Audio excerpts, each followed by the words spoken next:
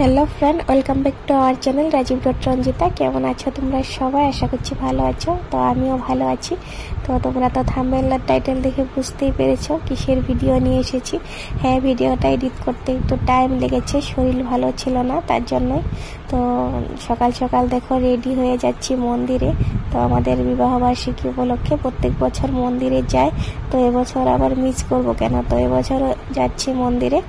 তোমাদের দাদা ভাই যেতে চাইছিল না এবছর, তো যাবো না, বললো তুমি একা যাও। বললাম একা যাবো কেন, দুজনেরই অ্যানিভার্সারি, তো দুজনে একসাথে যাব, চলো যাই। তো এই মন্দিরটাতে আরেক বছরও এসেছিলাম, তো তোমরা দেখেছো আগের ব্লগ ভিডিওতে আছে দেওয়া।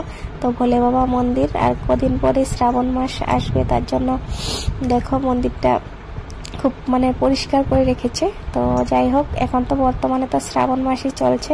তো এটা ভিডিওটা পুরো আষাঢ় মাসের। তো আমার এডিট করতে প্রায় 20 দিন মতো লেগেছে। তো ভিডিওটা আছে, পরে করব করে আর এডিট করতে পারিনি। তো যাই হোক, একটু লেট হলেও তোমরা কিছু মনে করো না, দেখতে ইচ্ছে হলে দেখিয়ে নিই অবশ্যই। তো দেখো মন্দির থেকে এসে রান্না বসিয়ে দিয়েছি, চা করে নিলাম প্রথমে, তার জন্য দুপুরে খাওয়া দাওয়ার জন্য রান্না করে নিচ্ছি। তারপর রাতে হবে পার্টি। তো দেখো আলু সিদ্ধ দিয়েছি, মাছের ঝোল, ডাল করেছিলাম দুপুরে। তো এইসব দিয়ে দুপুরে খাওয়া দাওয়ার পর রাতের রান্নার জন্য রাঁধুনি আসবে, তো উনি রান্না করে নিবে। আর দেখো রাতের জন্য মাটন, এখানে মাছ, আর দেখো কেকটাও নিয়ে এসেছে তোমাদের দাদা হয়। তো এখানে আছে গোলাপ জামুন, তো এগুলো আমি ফ্রিজে রেখে দিয়েছি। আর দেখো রাতের জন্য রান্নার রেডি করছে এই মাসি দুজনে।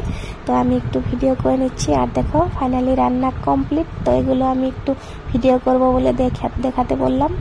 তো দেখো সব রেডি। তো এবার পার্টি শুরু হলেই হবে। তো তার জন্য আমিও রেডি হয়ে নিলাম। তো একটু ভিডিও করে তারপর গিয়ে আমি রেডি হয়ে নিচ্ছি। তারপর দেখো সবাই ঘরটাও আমি গুছিয়ে নিয়েছি একটু। আর দেখো জামাইবাবু বসে আছে, তারপর সবাই আসবে। আর আমি দেখো কেক বের করে নিয়েছি, একদম টেবিলে রেডি করে নিয়েছি কেকটা।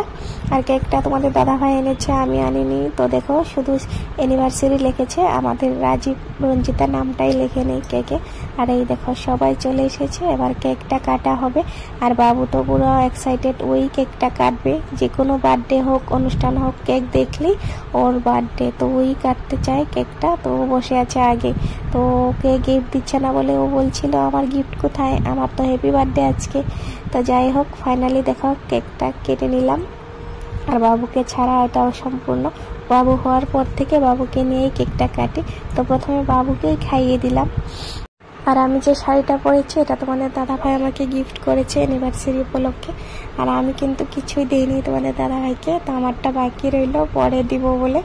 তো তারপরের দিনে আমি চলে গিয়েছিলাম আমাদের বাপের বাড়ি, তার জন্য আরও টাইম পাইনি ব্লগটা এডিট করার জন্য।